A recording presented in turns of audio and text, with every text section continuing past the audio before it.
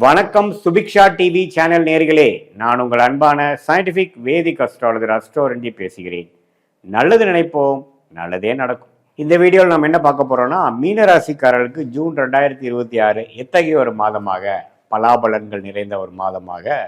மீனராசிக்காரர்களுக்கு இருக்க போகுங்கிறது சயின்டிபிக் வேதிக் அஸ்ட்ராலஜி முறையில் எதையும் மிகைப்படுத்தாமல், பரிகாரங்கள் அது மாதிரி மூடநம்பிக்கையில் போகாமல் உள்ளது உள்ளவாறு ஒரு கிரகம் ராசிக்கு இந்த மாதிரி ஒரு அமைப்பில் இருக்கும் பொழுது எது மாதிரி ஒரு தாக்கத்தை கொடுக்க போகிறார், எது மாதிரி வாழ்க்கை மாற்றங்களை கொடுக்க போகிறாருங்கிறத இந்திய வேத ஜோதிட அடிப்படையிலான சயின்டிஃபிக் வேதிக் அஸ்ட்ராலஜி முறையில் நம்ம துல்லியமாக பார்க்க போகிறோம். இப்போ பாருங்கள், மீனராசிக்கு ஜென்மசனி போய் கொண்டிருக்கிறது. கடந்த ஒரு 6-7 மாதமாகவே, ஒரு வருஷமாகவே ஜென்மசனி போய்கொண்டு இப்போ உத்திரட்டாதி நட்சத்திரத்தில் இருக்கிறவங்களாம் வந்து ஜென்மசனியால் பாதிக்கப்பட்டிருக்காங்க. ஒரு ஆகஸ்ட் மாதத்துக்கு அப்புறம் பார்த்தீங்கன்னா ரேவதி நட்சத்திரக்காரங்க பாதிக்கப்பட போகிறாங்க. அத்தகைய ஒரு நிலைமையில பாருங்க, குரு வந்து 4 இருக்கக்கூடிய குரு 5லிருந்து ராசியை பார்க்கிறார். அதே சமயத்தில் சனியையும் பார்க்கும் பொழுது ஜென்ம சனியின் கோர அமைப்புகள் குறையுது.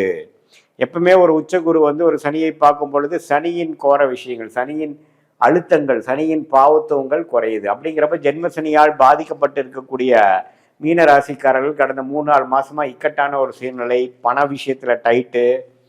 படிக்கிற மாணவர்களுக்கு வந்து மைண்டு கான்சன்ட்ரேஷன் வரனால நண்பர்களிடையே கொஞ்சம் மனக்குழப்பங்கள், பிரச்சனைகள், எதுவுமே வந்து கான்சென்ட்ரேட் பண்ண முடியாத ஒரு மனநிலை. அதே மாதிரி மூத்த குடிமகளுக்கெல்லாம் பார்த்தீங்கன்னா உடம்பு உபாதைகள், குடும்பத்தில் நிம்மதி இல்லாத சூழ்நிலை, இல்லத்தரசிகளுக்கு வந்து ஆர்குமெண்ட்ஸ், இதுன்ட்டு ஃபேமிலியில் ஒரு நல்ல ஒரு நிம்மதியான சூழல் இல்லாத ஒரு அமைப்பு. அதே சமயத்தில் இளம் தம்பதியினர் கல்யாணம் ஆகி சந்தோஷமாக இல்லாத ஒரு அமைப்பு, கொஞ்சம் கருத்து வேறுபாடுகள் வரக்கூடிய அமைப்புகள், வியாபாரிகள் எல்லாம் பார்த்தீங்கன்னா பண விஷயத்தில் வந்து கொஞ்சம் குடுக்கல் வாங்கல பிரச்சனை ஆகிறது. அதே சமயத்தில் கொஞ்சம் வம்பு வழக்குகள் வர்றது. அதே சமயத்தில் வேலையில் இருக்கிறவங்களுக்குலாம் ஒரே ஒர்க் டைட்டு, நல்ல பாஸ் இல்லாமல் நமக்கு ஒரே பிரச்சனையாக போயிட்டு இருக்குது, எப்படா வேலை மாறும் அப்படிங்கிற மாதிரி ஒரு அமைப்பை கொடுக்கக்கூடிய இது மாதிரி ஒரு தருணத்தில் மீனராசிக்காரர்களுக்கு இந்த உச்சகுரு ராசியையும் சனியையும் பார்க்கும் பொழுது கொஞ்சம் நல்ல மாற்றங்களே இருக்கும். ஓரளவுக்கு நம்ம சமாளிக்கக்கூடிய அளவுக்கு கொஞ்சம் சில சம்பவங்கள் வந்து நமக்கு மாற்றி கொடுக்கும். இதுவரை பிரச்சனையாக போயிட்டு இருந்தது வந்து கொஞ்சம் ஓரளவுக்கு இலகுவாக, மனம் சாந்தமாகிற மாதிரியும், சில வாழ்க்கை சூழல் மாறுற மாதிரியும், கொஞ்சம் பணம் வரவு கொஞ்சம் வந்து பிரச்சனைகள் தீர்ற மாதிரியும் சில நல்ல மாற்றங்களை கொடுக்கக்கூடிய குரு பயிற்சியாக ஜூன் 2ஆம் தேதி ஆகக்கூடிய இந்த குரு பயிற்சி மீனராசிக்காரர்களுக்கு நல்ல பலனை கொடுக்குதுங்க. அதே சமயத்தில் புதன், சுக்கிரன், சூரியன் எல்லாம் 3ஆம் இடத்துல 4ஆம் இடத்துல மாறும் பொழுது நல்ல ஒரு முன்னேற்றத்தை கொடுக்குது. ராஜயோகாதிபதி செவ்வாய் 2ஆம் இடத்துல இருக்கும் பொழுது பேச்சில் மட்டும் கொஞ்சம் கேர்ஃபுல்லாக இருக்கணும். டக்குன்னு பேசிடுறது, அவசரப்பட்டு பேசுறது, திட்டுறது, இது மாதிரி விஷயங்கள்லாம் வந்து உங்களுக்கு சாதகமாக இல்லாமல் போகும். ஏன்னா 2ஆம் இடத்துல செவ்வாய் ஆட்சியோடு இருக்கும் பொழுது அந்த மாதிரி ஷார்ப்பாக பேசுறது, ஆர்குமெண்ட்ஸ் பண்ணுறது, அது மாதிரி விஷயங்கள் மட்டும் கொஞ்சம் கேர்ஃபுல்லாக இருந்து வீரத்தை காட்டிலும் விவேகமாக இருக்கணுங்கிற ஒரு அமைப்பு வந்து நீங்கள் ஞாபகம் வச்சுக்கணும் மீனராசிக்காரர்கள். மற்றபடி இந்த குரு மாற்றம் வந்து நல்ல ஒரு மாற்றமாக இருக்கு. ராகு 12ல் இருக்கார், கேது வந்து 6ல் இருக்கிறார். இது எல்லாமே கொஞ்சம் ஒரு டிராவல் கொடுக்கக்கூடிய அமைப்புகள், வெளிநாடு போகக்கூடிய அமைப்புகள், வெளிமாநிலம் போகக்கூடிய அமைப்புகள், சுப விரயங்கள் பண்ணக்கூடிய அமைப்புகள் எல்லாமே இருக்கு. பட் என்னதான் கூட்டி கழித்து பார்த்தா அடுத்த ஒரு லாஸ்ட் ஒரு 1 இயராக கம்பேர் பண்ணுறப்போ இந்த ஜூனுக்கு அப்புறம் வரக்கூடிய மாற்றங்கள் வந்து கொஞ்சம் நம்ம மனம் சாந்தத்துடன், மன நிம்மதியுடன், கொஞ்சம் எல்லாமே உங்களுடைய கிளாரிட்டி ஆஃப் மைண்டு கொஞ்சம் இம்ப்ரூவ் ஆகிற மாதிரியும், ரெஸ்ட்லெஸ்னஸ் குறையிற மாதிரியும், இதுவரை பதட்டமாக இருக்கிறக்கூடிய மைண்டெல்லாம் கொஞ்சம் சாந்தம் அடைகிற மாதிரியும் நல்ல ஒரு மாற்றத்தை கொடுக்கக்கூடிய அமைப்பாக, அது வேலை சூழலாக இருந்தாலும் சரி, பண விஷயமா இருந்தாலும் சரி, ஹெல்த் விஷயமா இருந்தாலும் சரி, குடும்ப விஷயமா இருந்தாலும் சரி, ஓரளவுக்கு சாதகமான ஒரு நல்ல மாற்றத்தை கொடுக்கக்கூடிய ஒரு அமைப்பு வந்து இந்த ஜூன் 2026 அடுத்த வரக்கூடிய மாதத்துக்கு வேணுங்கிற சில ஃப்ளோவுக்கு வந்து ஒரு ஃபவுண்டேஷனாகவும் ஒரு அடிப்படையாகவும் கொடுக்கக்கூடிய ஒரு நல்ல ஒரு மாற்றத்தை கொடுக்கக்கூடிய ஒரு மாதமாக ஜூன் 2026 வந்து மீனராசிக்காரர்களுக்கு வந்து பிறக்குது, இருக்க போகிறதுங்கிறது நம்ம தெரிஞ்சுக்கிறோம். இது வந்து ஒரு மாதிரியான ஒரு பொதுவான ஒரு பலன் தான் தவிர, உங்களுடைய பிறந்த தேதி, பிறந்த நேரம், பிறந்த ஊர் கொடுத்தீங்கன்னா அது பிரகாரம் உங்களுடைய ஜாதகத்தை போட்டு அதில் நம்ம திருக்கணித பஞ்சாங்கத்தில் எது மாதிரி லக்னத்தில் பிறந்தீங்க, நீங்கள் உங்கள் லக்னாதிபதி ஜாதகத்தில் எப்படி இருக்கிறார், அந்த லக்னாதிபதிக்கு யோகமான தசாபுக்திகள் போய் கொண்டு இருக்கிறதா அல்லது அவயோக தசைகள் போயிட்டு இருக்கிறதா, எந்த நேரத்தில் புக்தி மாறுது, தசா புக்தி அந்தரம் சூக்ஷமங்கிறது சயின்டிஃபிக்காக நம்ம எடுத்து அந்தந்த பிரகாரம் எது மாதிரி விஷயங்கள் காத்திருக்கிறது, இது மாதிரி சொன்ன பொது பலனையும் சேர்த்து வைத்து பார்க்கும் பொழுது அடுத்த வரக்கூடிய ஷார்ட் டேர்ம் எப்படி இருக்கு, அடுத்த வரக்கூடிய லாங் டேர்ம் எப்படி இருக்குது, எது மாதிரி முடிவுகள் நம்ம எடுக்கலாம், நம்மளுடைய யூனிக்கான கர்ம பலன் என்ன, எந்த விஷயத்துக்காக நம்ம பிறந்தோம், எது மாதிரி துறையில் நம்ம ஜெயிக்க முடியும், எந்த மாதிரி நேரத்துக்காக நம்ம காத்திருக்கணும், எந்த மாதிரி இப்போவே நமக்கு ஸ்டார்ட் ஆகுதா அல்லது கொஞ்சம் பொறுமையாக போகலாமா, எப்போ நியூ இன்வெஸ்ட்மெண்ட்ஸ் பண்ணலாம், எப்போ வந்து நம்மளுடைய வாழ்க்கைக்கு தேவையான சில முடிவுகள் எடுப்பதற்கு வேணுங்கிற அந்த ஜோதிட ஆலோசனை என்ன